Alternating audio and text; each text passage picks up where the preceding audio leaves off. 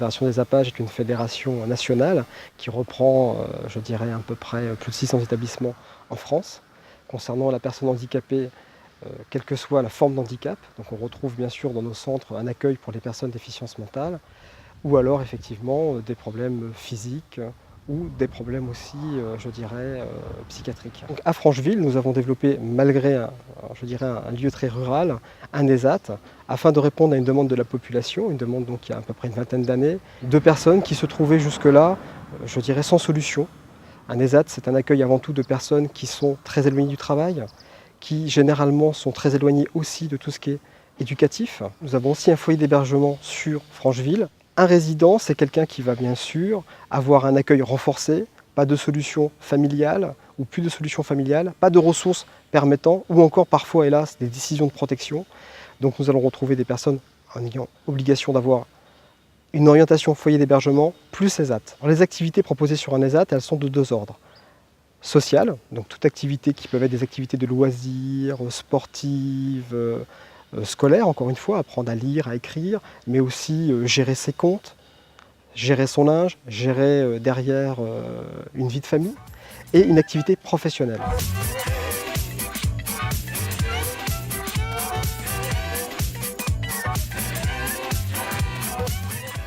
Le but d'un usager des ESAT est de le quitter pour rentrer dans le milieu ordinaire.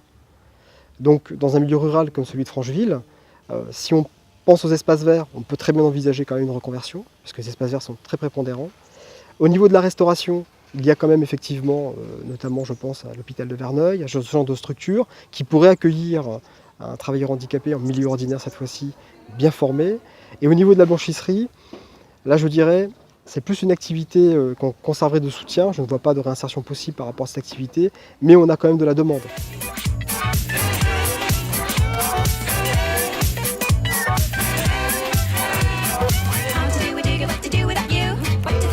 Une paire de chaussettes. Ouais.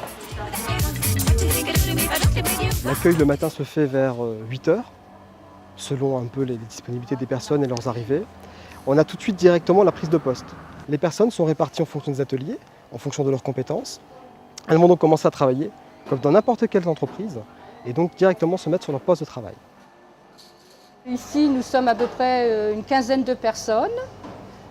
Certaines personnes sont polyvalentes, c'est-à-dire elles changent de poste, repassage fer, repassage calandreuse. Nous avons plutôt 2-3 personnes pour le côté linge propre, machine et remplissage, séchoir et préparation des draps, car il faut quand même une bonne force physique pour vider les machines. Et on a un petit coin contrôle qui est tenu par 2 ou 3 personnes. Alors on traite toutes sortes de linge, du linge aux particuliers, des établissements comme le foyer de l'enfance, des maisons de retraite, MAPAD, Azemia. On traite aussi le linge particulier des résidents de la MUS qui sont en convalescence et des foyers. Et on traite aussi des bleus de travail, des couvertures de chevaux. Enfin, on fait toutes sortes de prestations sauf le pressing à sec et le détachage important. Ça fait 14 ans que je suis là, je travaille aux machines à laver. Mon travail consiste à trier les clients et à préparer les draps et à sortir les draps des machines à laver qui sortent de l'autre compartiment. Les draps se préparent comme ça, voilà, ici, comme ça. Et les thés d'oreiller toujours à part. Le thé d'oreiller toujours à part et dedans.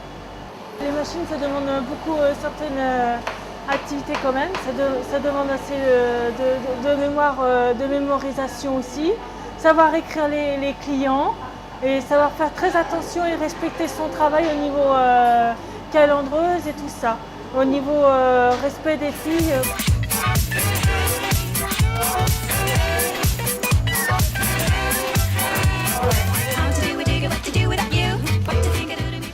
Ça fait depuis 89 je suis ici. Ça fait, je suis fière de mon boulot et tout. On fait des draps, on prépare pour la calandreuse et tout ça. Après, si le drap, tu vois, on le passe comme ça. Il faut bien tirer. On tire bien, comme ça. On met la main pour bien mettre préparer le drap, on tire. Et après, tu vois, le drap, il passe, il va tomber en dessous et les jeunes, ils viennent le chercher et après, ils plient. Tout me plaît, même le repassage et tout.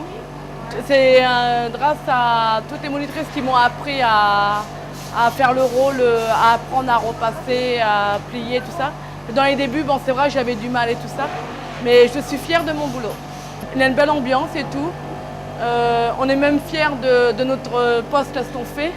Et même quand c'est les fêtes de Noël et tout ça, on a toujours quelque chose. On a de la chance d'être là, d'avoir notre poste. Moi, quand je suis arrivée ici, c'est comment on m'a formé le travail. Et bon, j'ai appris sur les bases, pas mal de trucs. Je fais pas mal, je suis à plusieurs postes. Au niveau des housses, j'ai appris à passer les housses. Elles sont bien repassées, les mettre sur une table. En fait, bien repasser dans les machins, comme il faut. Après, il faut la tourner, puis après, il plie. Après, il y a 2 personnes qui les attachent. Et regardez bien, bien regarder en bas, surtout tout le temps en bas, mettre les plis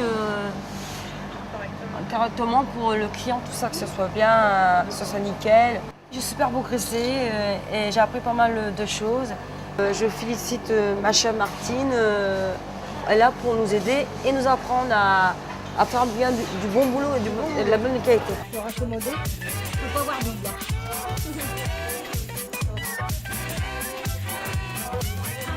Repris en 2. Hein, Ouais. et tu redonnes un petit coup de fer, et tu plies en 2, comme ça. D'accord.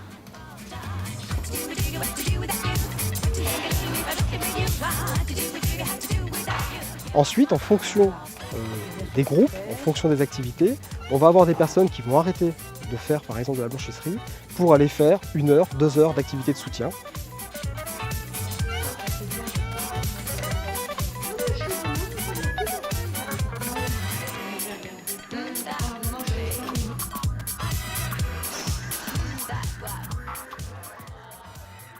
Donc nous avons le repas du midi, ensuite reprise des activités sous la responsabilité d'un moniteur.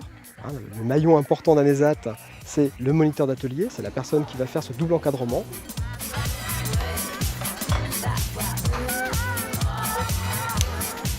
Les atouts du site de Francheville sont, je dirais, très limités.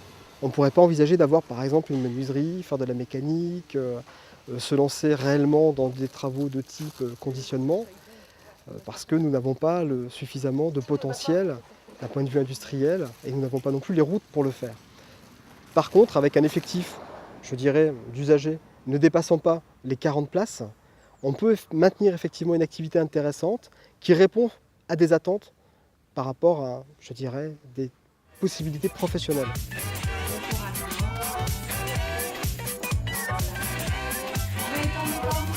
Wait on the